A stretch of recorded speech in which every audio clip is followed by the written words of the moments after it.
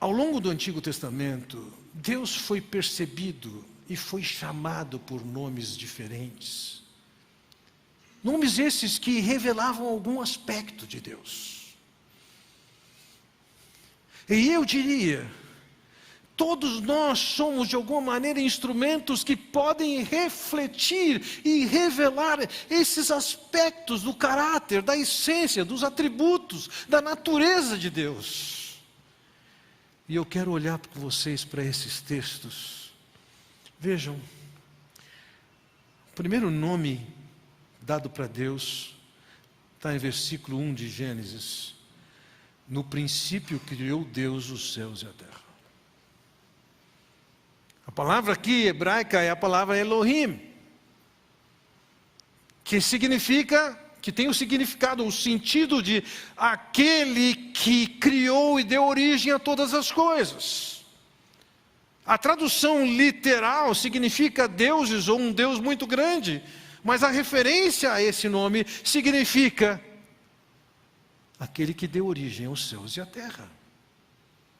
Mas também nós vamos encontrar uma composição em Gênesis 14 que diz: mas Abraão respondeu ao rei de Sodoma, de mãos levantadas ao Senhor, Deus Altíssimo, El Elyon, o Deus Altíssimo. Abraão entendia que Deus estava acima de tudo e de todos. Você pode estar preocupado em quem vai ganhar essa eleição, você pode estar preocupado com as ações de um juiz.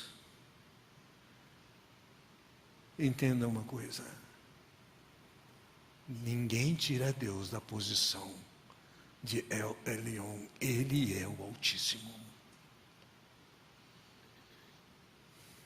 E Abraão reconhece isso.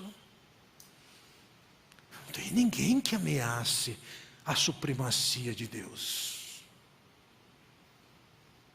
Em Êxodo capítulo 3 nós encontramos, Moisés perguntou: quando eu chegar diante dos israelitas e lhes disser, o Deus dos seus antepassados me enviou a vocês, e eles me perguntarem qual é o nome dele, que lhes direi? Disse Deus a Moisés: eu sou o que sou.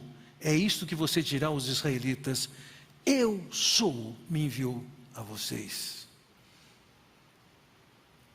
Este nome foi de tal maneira tratado com respeito que a comunidade judaica não o pronuncia. E a pronúncia foi perdida. Quando um judeu vai falar um nome, ele diz o nome, ou Senhor. Você pode encontrar versões diferentes para isso: Javé, Jeová e Yahuwah, porque se perdeu a vocalização do nome. Mas isso significava o quê? Deus é eterno. Lá no tempo de Moisés, eu sou. No tempo de Jesus, eu sou. Quando o Senhor Jesus diz: antes de Abraão, eu sou. Ele está assumindo a sua divindade. E não é à toa que os judeus querem matá-lo ali.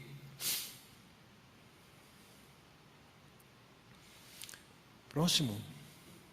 Gênesis 22, 14 diz: Abraão deu àquele lugar o nome do Senhor proverá, Jeová Jiré. O Senhor é quem provê.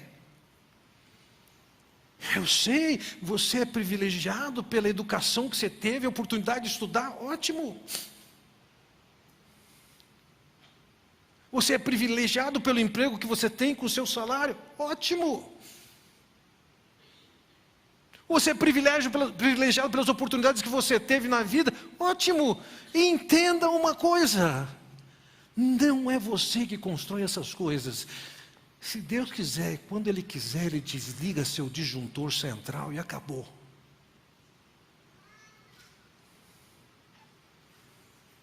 É Ele quem garante o ar que se respira.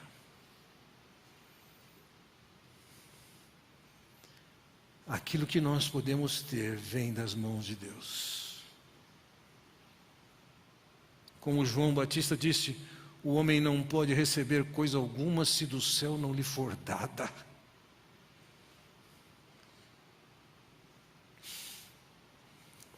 Em Êxodo 15, 26, lemos, dizendo-lhes: se vocês derem atenção ao Senhor, ao seu Deus, e fizerem o que Ele aprova, se derem ouvidos aos seus mandamentos e obedecerem a todos os seus decretos, não terei sobre vocês nenhuma das doenças que eu trouxe sobre os egípcios, pois eu sou o Senhor que os cura, Jeová Rofecá. É Deus quem cura. Isso não significa que Deus tem o compromisso de administrar todas as curas que você quer, sempre. Não! A vida que nós temos aqui, ela é curta, ela é breve. Se você viveu 30, 60, 90 anos, isso não é nada com a proposta de Deus, da eternidade com Ele. E se formos comparar a vida que você pode ter aqui, os privilégios que você tem aqui, o contraste é muito maior. Eu sei que nós alimentamos a ideia de vivermos o máximo. Eu me lembro de uma senhora ressentida com Deus, expressar comigo sua mágoa com Deus, porque ela tinha orado pela vovó dela que estava doente e a vovó faleceu. Eu perguntei: quantos anos sua avó tinha? 84. Deixa ela ir embora. Ela não quer mais ficar. Depois de ter falado sobre isso nessa manhã, uma senhora virou para mim e falou assim: eu tenho 84 anos, não adianta eu pedir mais para o senhor orar por mim? Eu disse brincando para ela: não, eu vou orar para o Senhor, conduza a ti. Receba com a mesma alegria que nós a enviamos.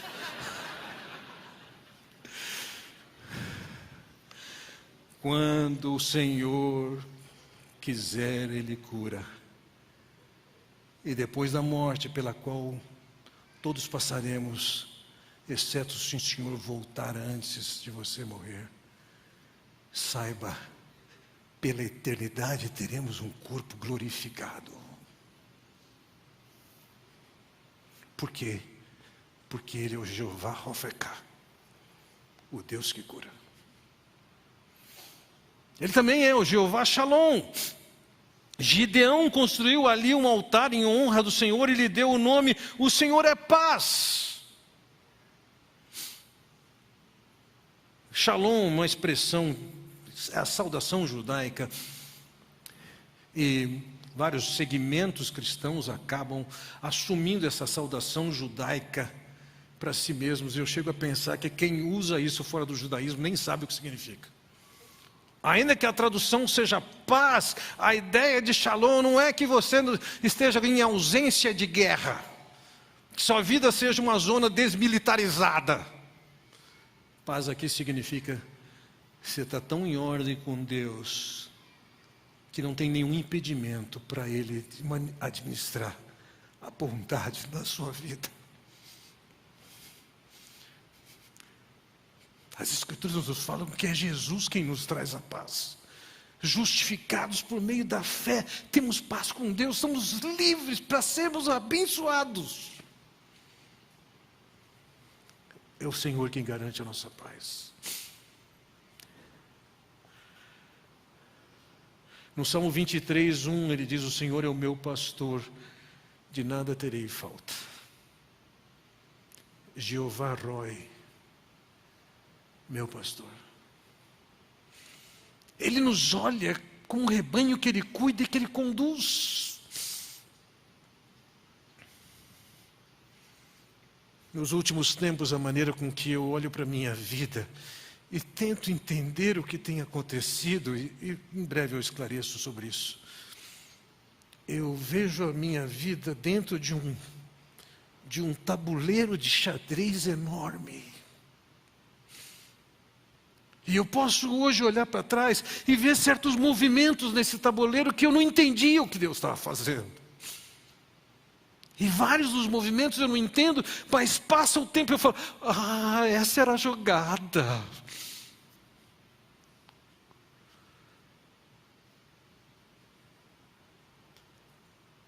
É Deus quem nos conduz. num tabuleiro que nós não somos capazes de entender as jogadas que Deus está fazendo.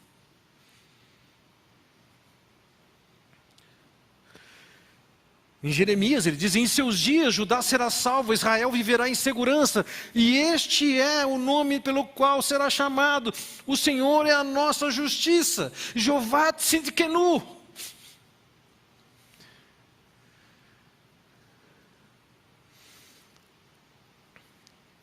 O substantivo tzedek, de justiça aqui, não é que Deus vai fazer justiça para mim, vai vingar aquelas pessoas que foram contra mim, que discordaram de mim, não é nada disso. Tzedek tem a ver com justiça, retidão, integridade, certo?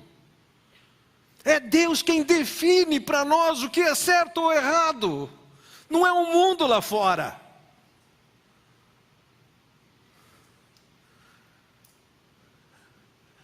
É Deus quem legisla e diz: está certo, está errado. Em 1 Samuel 1,3 encontramos: todos esses homens subiam da sua cidade de Siló para adorar e sacrificar ao Senhor dos Exércitos. O Senhor dos Exércitos, Jeová Sabaoth. A perspectiva que ele nos traz aqui é que de todas as forças existentes, tem alguém que está acima de todas essas forças e comanda todas essas forças. Ele tem poder e autoridade. Ninguém tem mais poder e autoridade que ele.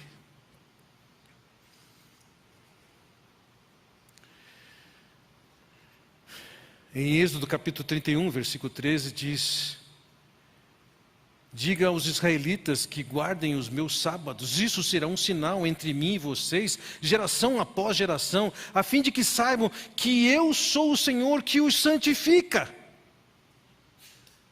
Jeová Makadisken. Que fique evidente para vocês que é Jeová quem os santifica.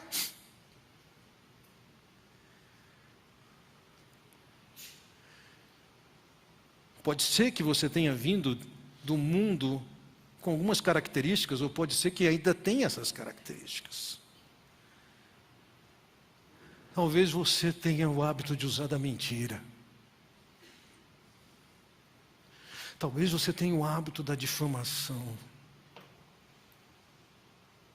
Talvez você esteja cedendo como o mundo todo está cedendo para a pornografia, sem considerar o mal que isso traz, além do pecado que é.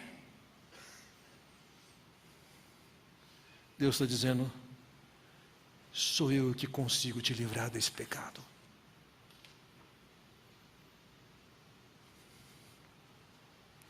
Eu pulei e quero voltar ali em Êxodo capítulo 17, versículo 15, que diz: Moisés construiu um altar e chamou-lhe: o Senhor é a minha bandeira.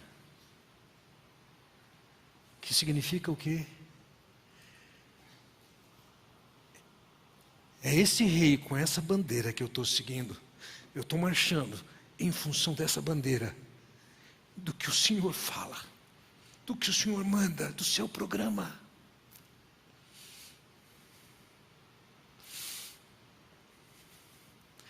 Quando você e eu expressamos e desfrutamos dessas características de Deus, nós estamos compartilhando com as pessoas que estão à nossa volta. Existe um Deus que santifica, que supre, que é referência daquele povo, que é o legislador, que é quem os protege. Quando você orar, eu não diria para você: repita, santificado seja o teu nome. Nesse sentido que isso não é um modelo, isso não é para ser reproduzido palavra por palavra. Isso deve se permear a nossa oração. Como? Senhor, eis o dia pela frente. Tanta chance de eu murmurar hoje, mas eu não quero fazer isso. Que a minha linguagem seja de louvor, de gratidão, de reconhecimento do Senhor. Que as pessoas à minha volta possam ver que é o Senhor que está mudando o meu ser. Santificado seja o teu nome através da minha vida hoje. Senhor, eu quero lembrar do Kurt lá em Roraima, eu quero orar por ele, para que ele seja um instrumento, que a tua palavra, a tua graça, o teu evangelho seja conhecido daqueles índios. Você está orando para o nome de Deus ser santificado. Jesus não estava ensinando uma fórmula. Jesus estava ensinando um princípio que deve permear toda a sua oração. Você é servo. Você foi chamado para, em quaisquer circunstâncias, através de você, o nome dele ser santificado, ser glorificado, ser honrado.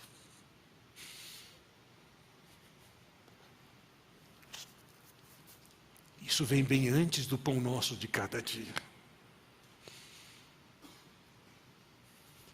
E se na sua oração você tem colocado o seu nome em primeiro lugar, está errado.